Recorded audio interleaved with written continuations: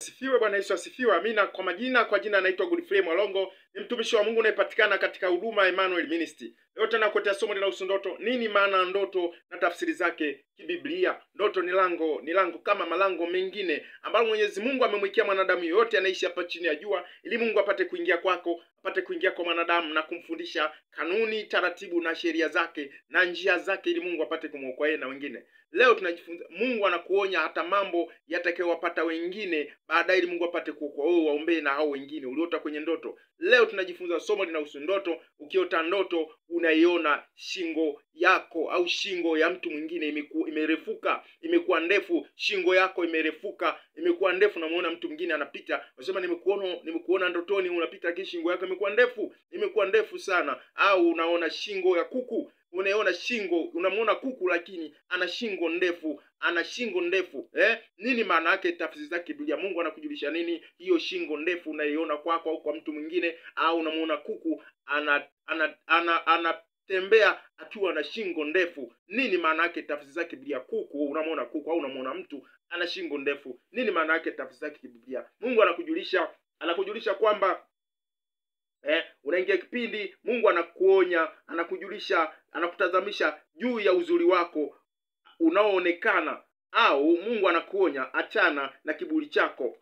Shingo unaiona juu ya uzuri wako, anakutazamisha juu ya uzuri wako. Au pia shingo ukiona ya kuku, anakuonya achana na kiburi chako. Huyo kuku unayemwona sio kuku, kwa sababu ya maneno, kiburi kinachotokana na maneno. Biblia inasema, Yerusalemu, ewe Yerusalemu, wauaye manabii na kuwapiga mawe wale waliotumwa kwako. Mara ngapi nimetaka kukusanya kama vile kuku anavyokusanya vifaranga vyake, lakini ulikataa. Mtu asiyotaka kuonywa, mwenye kiburi, ulikataa ukasema sitaki. Biblia inasema ukasema sitaki. Shingo inaonyesha uzuri wa mtu, uzuri wako au kiburi chako. Biblia inasema, ukisoma katika kitabu cha Mithali 29 kuanzia ule mstari wa kwanza, Biblia inasemaje? Aonywaye mara nyingi akishupaza, shingo yake itavunjika ghafla, wala hapati dawa. Wenye haki wakiwa na amri watu hufurahi. Watu hufurahi.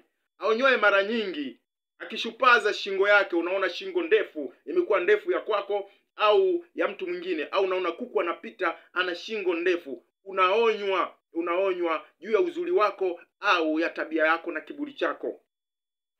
Ukisoma pia katika wimbo walio bora 1:10, Biblia inasemaje? 1:10, Biblia inasemaje?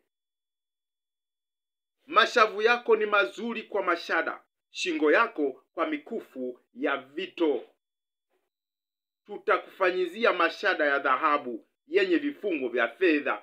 Shingo hiyo tutakufanyizia mashada ya dhahabu yenye vifungo vya fedha. Shingo yako kwa mikufu, mashavu yako ni mazuri kwa mashada, shingo yako kwa mikufu ya vito. Tutakufanyizia mashada ya dhahabu yenye vito vya fedha.